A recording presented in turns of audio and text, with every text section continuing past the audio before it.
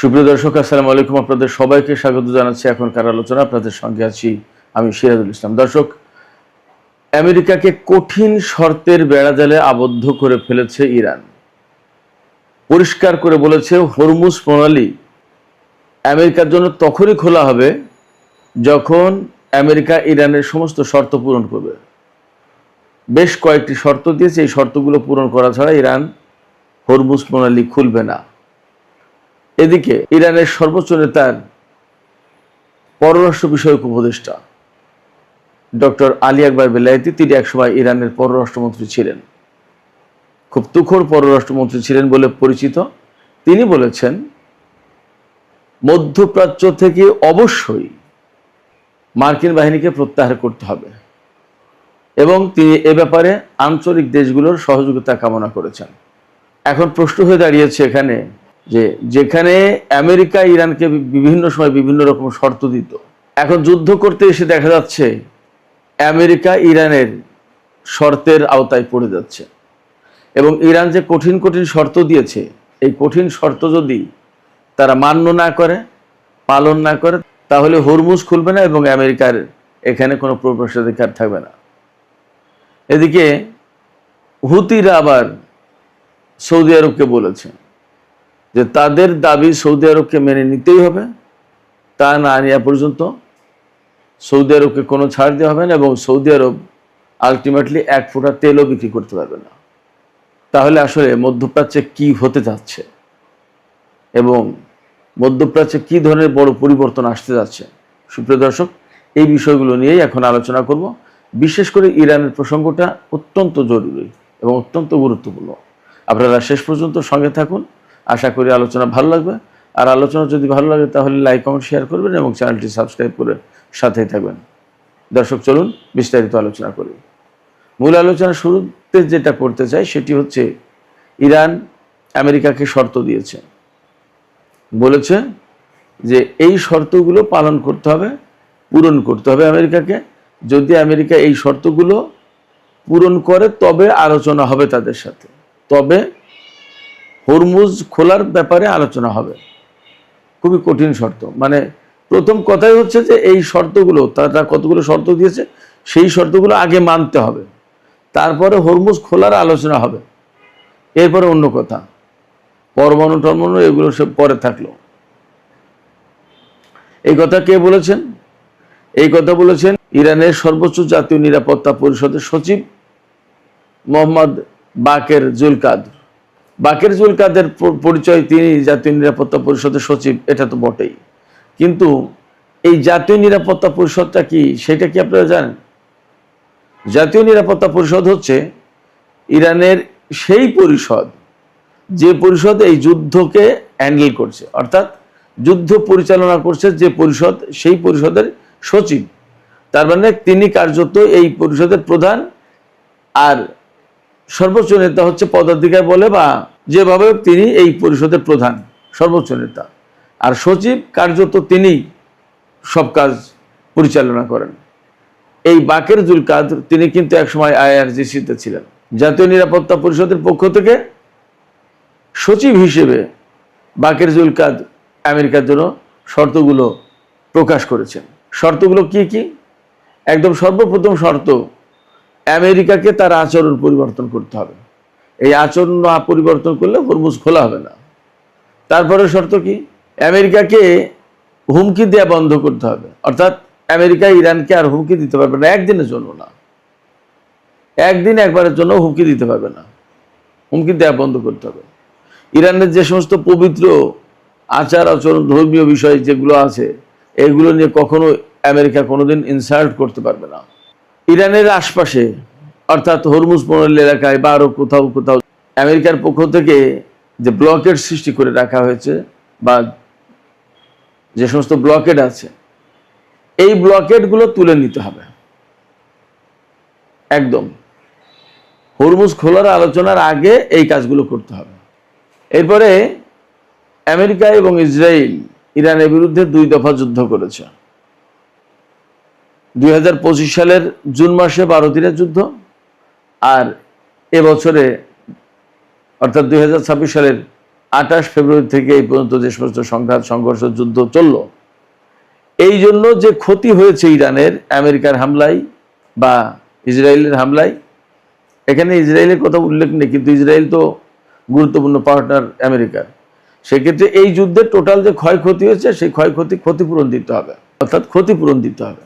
সেটা কত ডলার সম্ভবত ইরানের কাছে হিসেব আছে, আরও পরে হিসেব হয়তো নতুন করে দেওয়া হবে। এরপরে ইরানের উপর থেকে সমস্ত নিষেধাজ্ঞা প্রত্যাহার করতে হবে, ইরানের উপর থেকে নিষেধাজ্ঞা প্রত্যাহার করে নিতে হবে। আর বিদেশে আটকে থাকা ইরানের যে সমস্ত অর্থ, এই অর্থগুলো ছাড় করতে হবে, ছেড়ে দিতে হবে, আটকে রাখা যাবে না। এই শর্তগুলো যদি পালন করে আমেরিকা, তবে হরমুজ প্রণালীর খোলা নিয়ে আলোচনায় বসতে রাজি আছে ইরান। এখানে যদি আমরা ব্যাখ্যা করি তাহলে একদম পরিষ্কারভাবে দেখা যাবে, যুদ্ধ শুরুর আগে বা এক সময় আমেরিকা ইরানকে বিভিন্ন রকমের শর্ত দিত, এইটা করতে হবে, ওইটা করতে হবে, ওইটা করতে হবে, মানবাধিকারের উন্নতি করতে হবে, পরমাণু কর্মসূচি পালন করা যাবে না, অমুক করা যাবে না, তো নানান রকমের ফিরিস্তি থাকতো আমেরিকার পক্ষ থেকে। এখন যুদ্ধের পরে সিচুয়েশনটা কিভাবে পাল্টে গেল, ইরান আমেরিকাকে শর্ত দিচ্ছে যে আমেরিকা যদি ইরানের সাথে আলোচনা করতে চায় হরমুজ প্রণালী খোলার ব্যাপারে, তাহলে এই শর্তগুলো পালন করতে হবে, পূরণ করতে হবে। এবং এখানে সবচেয়ে বড় ব্যাপার, আমেরিকা একসময় ইরানকে বলতো তার বিহেভিয়ার চেঞ্জ করতে হবে, এখন ইরান আমেরিকাকে বলছে তার বিহেভিয়ার চেঞ্জ করতে হবে, তার আচরণ পরিবর্তন করতে হবে। আচরণ পরিবর্তন করার মানে কি? আচরণ পরিবর্তন করার মানে ইরান এটা বোঝাচ্ছে যে আমেরিকা যে হুমকি দিয়ে কথা বলে, যুদ্ধ শুরু করে দেয় বা অবরোধ করে, কোথায় কোথায় নিষেধাজ্ঞা দেয়, কোথায় কোথায় ভয় দেখায়, কোথায় কোথায় ইরানের সংস্কৃতি বা কৃষ্টি কালচার নিয়ে নানা রকমের ইনসাল্ট করে, অপমানজনক কথা বলে, এইগুলো মিসবিহেভিয়ার, মিসকন্ডাক্ট হিসেবে ইরান ভাবছে। এবং সেই জন্য বলেছে যে আমেরিকাকে তার আচরণ পরিবর্তন করতে হবে। ইতিহাস রিপিট করলো নিজেকে, যে কথা ইরানকে আমেরিকা বলতো, এখন সেই কথা ইরান আমেরিকাকে বলছে। শুধু তাই না, ইরানের পক্ষ থেকে আমেরিকাকে এই কথা জানিয়ে দেওয়া হয়েছে, তাকে স্মরণ করিয়ে দেওয়া হয়েছে যে 267 বছরের ইতিহাসে আমেরিকার, এই 267 বছরের ইতিহাসে আমেরিকা 150টি দেশে ইন্টারফেয়ার করেছে, হস্তক্ষেপ করেছে, এবং এই সমস্ত দেশের রাজনৈতিক ভাগ্য বদলে দিয়েছে। অর্থাৎ এই সমস্ত জায়গায় বিভিন্ন সময় সামরিক অভ্যুত্থান ঘটিয়ে, কূ ঘটিয়ে, কেওয়াসকন্দ লাগিয়ে, নাশকতা চালিয়ে, অন্তর্ঘাতমূলক তৎপরতা চালিয়ে সরকার পরিবর্তন করে দিয়েছে, মারামারি, কেওয়াসকন্দ, বিভিন্ন রকম সংকট তৈরি করে দিয়েছে। এবং যেখানে হয়তো নির্বাচিত সরকার ছিল, সেই নির্বাচিত সরকারকে উত্থান করে সেনা শাসিত সরকার দিয়েছে, বিভিন্ন সময় বিভিন্ন রকম করেছে। ইরানের পক্ষ থেকে আমেরিকাকে স্মরণ করে দেওয়া হচ্ছে যে তোমাদের ইতিহাস মোটমাট 267 বছরের ইতিহাস, 267 বছরের ইতিহাসে 150টি দেশে তোমরা রাজনৈতিক ভাগ্য পরিবর্তন করে দিয়েছ, সেই সমস্ত দেশে হস্তক্ষেপ করে। ইরানের 3000 বছরের বেশি ইতিহাস ঐতিহ্য, ইরান এই কাজগুলো করেনি। এদিকে ইরানের আইআরজিসির পক্ষ থেকে বলা হয়েছে যে হরমুজ প্রণালী শুধু ইরানের কাছে একটি বাণিজ্যিক রুট নয়, বরং এটি শক্তির গুরুত্বপূর্ণ উৎস। ইরানের ভৌগোলিক অবস্থানের কারণে এই শক্তির উৎসকে ইরান কাজে লাগাবে, ব্যবহার করবে। তার মানে হরমুজ প্রণালী তারা যে কন্ট্রোল করছে সেটা করবে। এদিকে আরেকটি খবর দিয়ে আমি ইরান আমেরিকা প্রসঙ্গটা শেষ করতে চাই, সেটি হচ্ছে আমেরিকার আর্মির যিনি চিফ অফ স্টাফ পদত্যাগ করেছেন, জেনারেল র্যান্ডি জর্জ। এই র্যান্ডি জর্জ পদত্যাগের আগে একটা কথা বলেছিলেন, সেই কথা এখন সামাজিক মাধ্যমে একদম সয়লাভ হয়ে গেছে, ভেসে বেড়াচ্ছে ব্যাপকভাবে। সেই কথাটা হচ্ছে এই যে ডোনাল্ড ট্রাম্পের মানসিক অবস্থা নিয়ে তিনি খুবই উদ্বিগ্ন। তিনি বলেছেন যে আমি তার মানসিক স্বাস্থ্য নিয়ে, তার মানসিক অবস্থা নিয়ে আমি উদ্বিগ্ন। তিনি মানসিকভাবে সুস্থ আছেন কিনা সেটা প্রশ্ন। এই জন্য তাকে জরুরি ভিত্তিতে হাসপাতালে ভর্তি করা দরকার। একেবারে সরাসরি অভিযোগ করে বলেছেন জেনারেল র্যান্ডি জর্জ, তিনি বলেছেন যে এই ডোনাল্ড ট্রাম্পের কারণে আমেরিকার সামরিক বাহিনী ধ্বংসের মধ্যে পড়ে যাচ্ছে।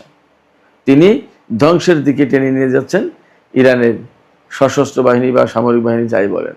তার মানে আমি একটা দুটো ভিডিওতে বলেছিলাম, আপনাদের থাকার কথা মনে, যে ডোনাল্ড ট্রাম্প আরও যদি কিছুদিন বেশি ক্ষমতায় থাকেন তাহলে আমেরিকার মানে সর্বনাশ যা হওয়ার তা পুরোটাই হয়ে যাবে, এবং সম্ভবত তাকে দিয়ে আমেরিকাকে ধ্বংস করে দেওয়ার জন্য মিস্টার পুতিন যথেষ্ট ভূমিকা রেখেছেন। এবং বলা হয় যে ডোনাল্ড ট্রাম্পকে ক্ষমতা আনার ব্যাপারে পুতিনের হাত ছিল, তিনি অনেক কিছু রোল প্লে করেছিলেন। ব্যাপারটা তো যদি তাই হয় তাহলে পুতিনের একটা মিশন আছে যে আমেরিকার শক্তি খর্ব করে দিয়ে এককেন্দ্রিক বিশ্ব ব্যবস্থার পরিবর্তে বহুকেন্দ্রিক বিশ্ব ব্যবস্থা গড়ে তুলবেন। তা ডোনাল্ড ট্রাম্পের মতো একজন মানুষ হলে সেই কাজটা সহজ হয়। তিনি প্রথমবার ক্ষমতায় এসেছিলেন, মাঝখানে জো বাইডেন, পরে আবার তিনি ক্ষমতায় এসেছেন এবং এখন পুরো দস্তুর যুদ্ধ করছে, এবং তারই জেনারেলরা বলছে যে আমেরিকার সামরিক বাহিনীকে ধ্বংস করে দেওয়ার জন্য ডোনাল্ড ট্রাম্প ধ্বংসের দিকে টেনে নিয়ে যাচ্ছে। অতএব আমার কথা মনে হয় সঠিকই ছিল। যাই হোক দর্শক, আমি হুতিদের প্রসঙ্গ একটু আলোচনা করে শেষ করব। ইয়েমেনের হুতিদের সামরিক বাহিনী যেটা, তার মুখপাত্র ব্রিগেডিয়ার জেনারেল ইয়াহিয়া সারি তিনি বলেছেন সামরিক বাহিনীর পক্ষ থেকে বা ইয়েমেন গভর্নমেন্টের পক্ষ থেকে, হুতি সমর্থিত গভর্নমেন্ট যেটা, তাদের পক্ষ থেকে, যে সৌদি আরব যদি ইয়েমেনের দাবি মেনে নেয়, অর্থাৎ হুতি সমর্থিত সরকারের দাবি মেনে নেয়, তবেই শুধুমাত্র তারা তেল রপ্তানি করতে পারবে, তাছাড়া এক ফোঁটা তেলও রপ্তানি করতে পারবে না। দাবিটা কি? দাবিটা আমি মনে করি যথেষ্ট সহজ। সেটা হচ্ছে সৌদি আরব ইয়েমেনের উপরে যে অবরোধ আরোপ করে রেখেছে সেই অবরোধটা প্রত্যাহার করে নেয়, তাহলে ইয়েমেনও অবরোধটা প্রত্যাহার করে নেয়। আজ 12 বছর যাবৎ সৌদি আরব ইয়েমেনের বিরুদ্ধে যুদ্ধ করেছে এবং 12 বছর যাবৎ অবরোধ দিয়ে রেখেছে। এই অবরোধ দিয়ে প্রতিবেশী দেশ তার অধিকার ধ্বংস করা হচ্ছে। ভ্রাতৃপ্রতি মুসলিম দেশ, প্রতিবেশী দেশ, কত অধিকারী তার ছিল সৌদি আরবের কাছে, কোনো কিছুই তার থাকছে না। সবচেয়ে বড় কথা, 2021 সালে সৌদি আরব এবং ইয়েমেনের মধ্যে যুদ্ধবিরতি হয়েছে। যুদ্ধবিরতির পরে কেন ইয়েমেনের বিরুদ্ধে অবরোধ থাকবে? এবং এখন মধ্যপ্রাচ্যে যখন একটা ক্রিটিক্যাল অবস্থা, সেই অবস্থায় কেন সৌদি আরব ইয়েমেনের উপর অবরোধ আরোপ করে রাখবে?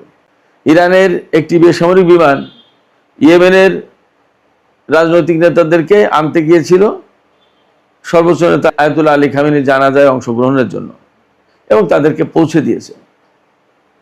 আনতে যখন গিয়েছে আবার পৌঁছাতে যখন গিয়েছে, দুইবারই সৌদি আরব ইয়েমেনের উপর হামলা চালিয়েছে। এটা তো খুব গ্রহণযোগ্য কথা না। যখন মধ্যপ্রাচ্যে খুব একটা ক্রিটিক্যাল অবস্থা, সেই সময় সৌদি আরব এই আচরণগুলো করে কেমন? আর এখন যে সৌদি আরব তুরস্ক এবং পাকিস্তান কেন্দ্রে জোট বাঁধছে, সেই জোট কার বিরুদ্ধে যুদ্ধ করবে এবং মধ্যপ্রাচ্যের পরিস্থিতি কি হবে?